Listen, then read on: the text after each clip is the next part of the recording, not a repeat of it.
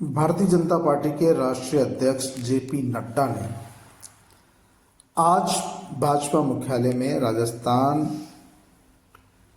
के विधानसभा चुनाव के लिए अपना चुनावी घोषणा पत्र जारी कर दिया है। नड्डा ने आपनो अग्रणी राजस्थान संकल्प पत्र 2023 को जारी किया।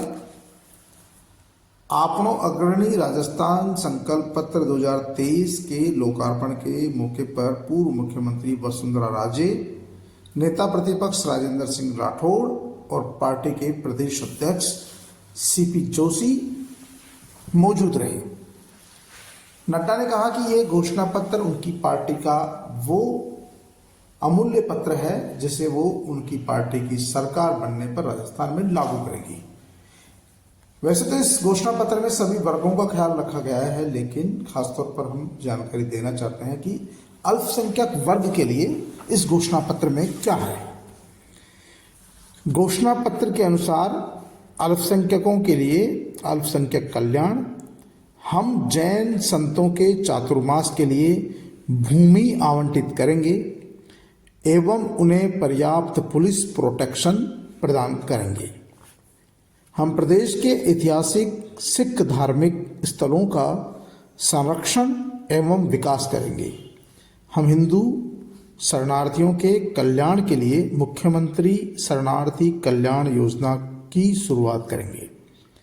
जोधपुर के हिंदू शरणार्थी जिनके घर कांग्रेस सरकार ने ध्वस्त कर दिए हैं एवं अन्य हिंदू शरणार्थियों के लिए घरों और कॉलोनियों का निर्माण भी करेंगे।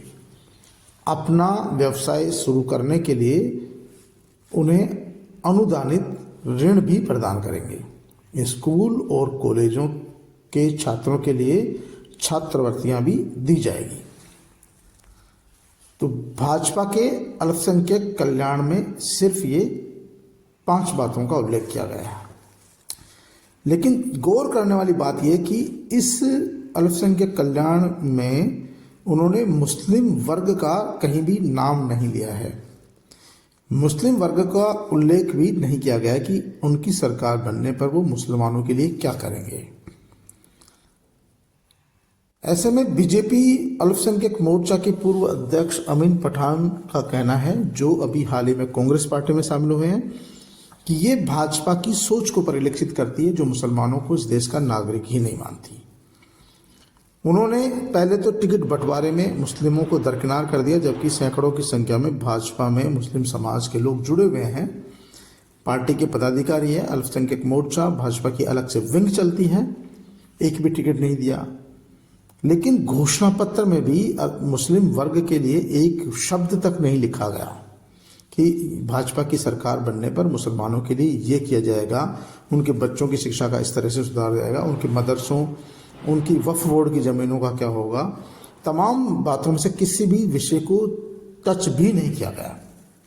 मुस्लिमों के बाद ईसाई धर्मावलंबी भी काफ़ी संख्या में है, लेकिन ईसाइयों के बारे में भी भाजपा के घोषणा पत्र में चर्चा तक नहीं है।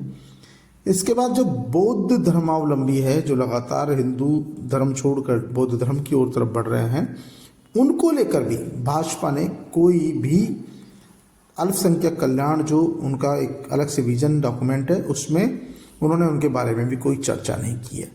जाहिर सी बात है कि भाजपा ने अपने चुनावी घोषणा पत्र में अल्पसंख्यक के नाम पर सिर्फ हिंदू शरणार्थी, जैन और सिखों का उल्लेख किया है।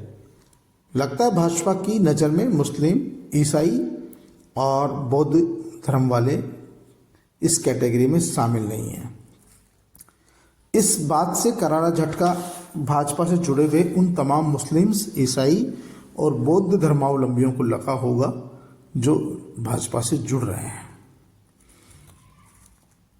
लोग सामने तो नहीं आए, लेकिन उनका कहना है कि आखिरकार हम अब किस मुंह से जनता के बीच जाकर कहेंगे कि आप कांग्रेस को नहीं भाजपा को वोट दें, क्योंकि न तो पार्टी ने टिकट बंटवारे में हमारा ख्याल रखा, न घोषणा पत्र में ही उल्लेख किया। कम से कम एक लाइन तो मुस्लिम वर्ग के लिए बनती थी, जबकि राजस्थान में कम से कम 35 से 40 ऐसी सीटें हैं जहां पर मुस्लिम समाज किसी की भी हार जीत का निर्णय करती है।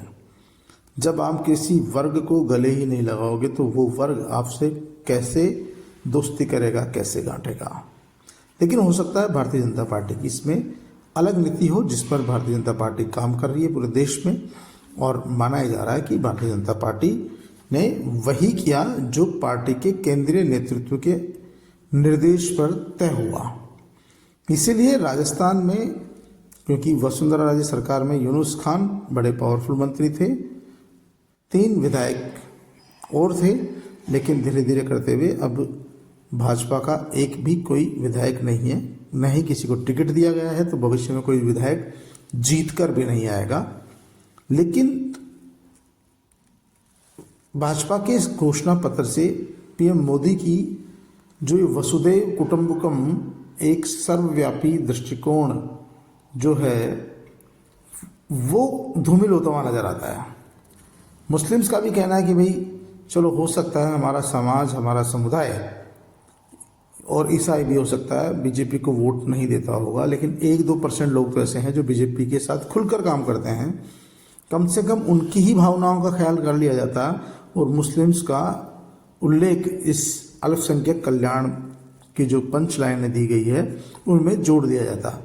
लेकिन जाहिर सी बात है कि बीजेपी ने नहीं जोड़ा, तो अब मुस्लिम समुदाय से भी ज़्यादा बीजेपी को उम्मीद नहीं करनी है, क्योंकि राजस्थान में जो चुनाव होगा वो ध्रुवीकरण के नाम पर ही होने जा रहा है। यहाँ पर हिंदू मुस्लिम ही चुनाव की जो थीम है वो बढ़ रही है आगे, और धीरे धीरे आने वाला जब मतदान होगा उस तक राजस्थान का चुनाव भी हिंदू मुस्लिम के नाम पर ही लड़ा जाएगा। क्योंकि जिस तरह से अमित शाह ने, जेपी नड्डा ने, पीएम मोदी खुद ने कन्हैयालाल के हत्याकांड का जिक्र किया है, जयपुर के दंगों का जिक्र किया है, तमाम बातें जो दी जा रही है, कही जा रही है, वो इंगित करता है कि राजस्थान में आने वाले चुनाव सिर्फ और सिर्फ धर्म के नाम पर लड़े जाएंगे। और यही कारण है कि भाजपा ने न तो किसी मुस्लिम को टिकट दिया और न ही अपने घोषणा पत्र में मुसलमान के एम शब्द का भी प्रयोग नहीं किया। भले ही कोई नाराज हो जाए, किसी को भाजपा में रहना हो तो रहे, नहीं रहना हो तो आगे जाए, रास्ता नापे, जैसा कि बीजेपी में छोड़कर कुछ लोग कांग्रेस में शामिल हो गए, लेकिन किसी ने कोई प्रतिक्रिया नहीं दी।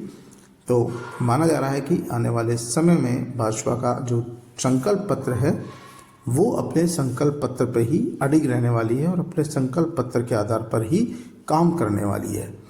क्योंकि संकल्प पत्र में उन्होंने मुस्लिम्स को कोई तवज्जो नहीं दी, स्थान नहीं दिया, और यहाँ तक कि ईसाई धर्मावलंबियों को भी किसी तरह की तवज्जो नहीं मिली। जो लोग दलित समाज से हिंदू धर्म छोड़कर बौद्ध धर्म की ओर जा रहे हैं, जो अपने आप को नव बुद्धिस्ट कहते हैं, उनको भी इसमें किसी तरह की तवज्जो नहीं मिली है, जिसको लेकर नाराजगी जरूर है।